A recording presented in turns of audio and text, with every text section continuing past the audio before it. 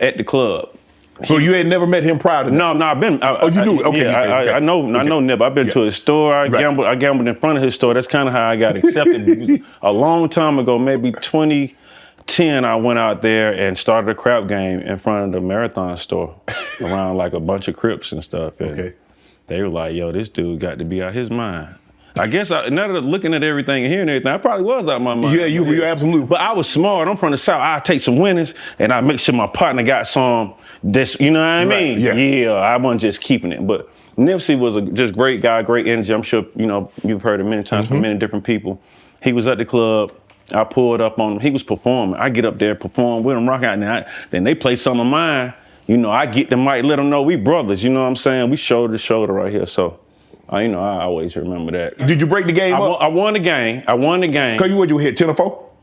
Cause the 10 or 4 will break the dice game up. Because they don't think you can do it. There you go. Now see, it's crazy. That 10 or 4 is what broke the game. That's how my sophomore year in high school. Okay. That's how I got me my own friends. You ain't gonna do that 10. I say, bro, don't do it. He say, man, you ain't gonna do the 10. I hit that 10. I hit for 1,600. Ooh, did you hit it out the door? I go get this, I get the money. My friend stand in front of me like I'm down to getting the money. Stand on, no, y'all get back. Yeah, we got y'all ass. I take the 1,600, I go get 2 goals in my mouth, and I go buy me some work. and I was a part of my hustling. Right. Yeah. Right. Yeah, because I was hustling with some 100 or 200. When I got that 1,600, I felt like I was almost a kingpin. For real. But that 10 or 4 break the dice game up. Yeah, it will. All right, let me show you my studio. 2. Oh. 45. Damn. Out the door. Sell them out. Out the door. So I met Luda through that way. Right. And then eventually signing to him. And then with Lil Wayne, it's some weed story, but it's I had gave baby some weed and then he hadn't paid me for it. So I had went to New Orleans. To collect on the weed? Yeah, because it was only $900 or whatever. But the fact it was the time I ain't, you ain't had no bread like that. I didn't have it like that. So I'm going down there for this, but I'm following them down here like, Unc, I need this, whatever. And then I end up meeting Wayne that way, and we built a great relationship. Right. Kind of smoking, and Wayne didn't even know I rapped for a while. Did Luda know you rap? Yeah, he knew I rapped. Okay. Yeah, he knew I was trying to rap. Yeah. Wayne had no clue. He thought maybe I just sold weed, so started telling him. I did that on the side. But rapping is what I really tried to do. And this is what I want to do, Right. And then honestly, being around Wayne shaped me to be, the artist I am now. Wayne had a Maybach with a driver. He had a chef. So I was able to get around him and pick up on certain instincts and certain things that I felt like helped make him successful. And it was convenience. It was like having all these things around it. Right. Well, you didn't have to do a lot. You know what I'm saying? You just need to focus. Now you can just focus on one particular thing, being the best at what I want to do. Yeah, so it's not a secret. I got that directly from Wayne. The work ethic of him, just, studio every day, every night. I got that from him. You mentioned that being around Lil Wayne, you saw he had a Maybach, you saw he had a private chef, you saw he had a certain thing, a level of convenience.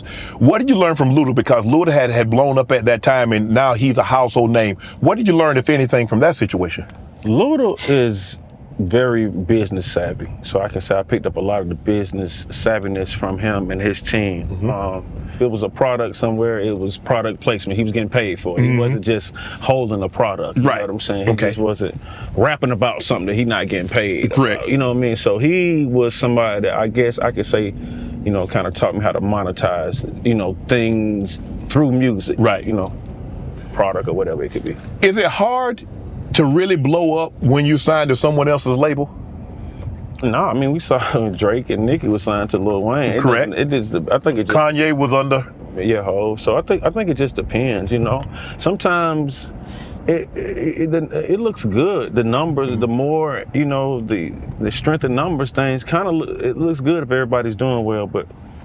Sometimes it's only room for this one thing to go through or this or two things. And if you're not a part of that, you seem to get put on the back burner and feel some type of way. So just to cut the emotion out, let me just be responsible for my own career. What made you, why did you decide to say, you know what, I'm gonna do this on my own? Jermaine actually called me one time. He had Hov on three-way. And he tells the story different. He said that I said it was a young man's game, or I don't even talk like that. But what I said at the time was, my manager, who is my manager now, he was a DJ. Okay.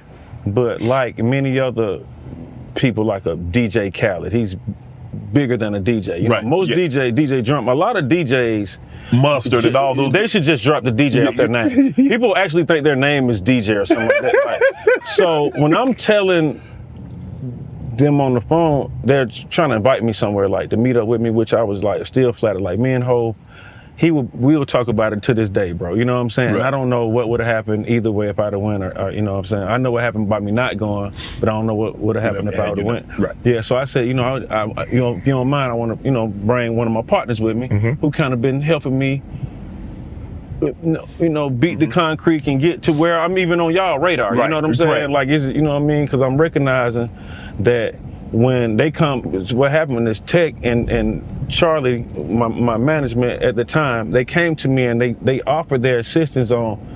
The first thing they told me was, "We think you're a superstar," and I thought the same thing. So we already on the same. Okay, we in agreement. Okay, we in agreement. Well, okay, cool.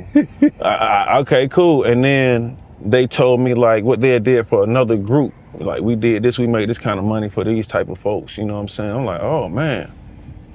Like, man, you can do that with that type of stuff. I'm gonna see what you can do with mine, you know? And, you know, that might have been 2010 or something. Okay.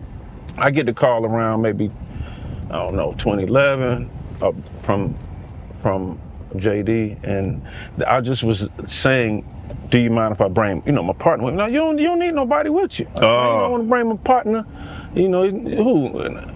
I'm thinking Tech might, I'm thinking JD might know. So I'm like, you know, DJ Technique, they go, oh man, but you don't need to bring your DJ with you. You ain't got no, you know, it's kind of like a little joke a little bit, but you ain't got no show or nothing.